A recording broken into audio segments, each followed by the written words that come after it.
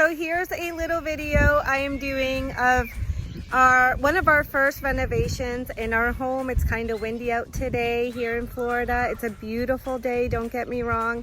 The kids are outside playing, and I have some of the girls helping out with our project. Now, my husband just went to Home Depot to get some cement. Look at my hands. Some cement that we have to buy to finish our project. But I want you to take a look and see what we've been working on a little bit here. So as you can see, we have a pretty big backyard. This was a foreclosure, as I said before.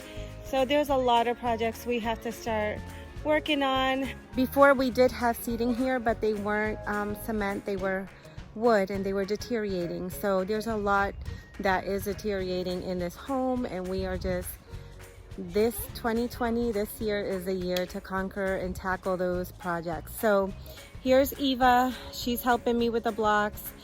This is all I have left to put up today. Just a couple, like 6 blocks.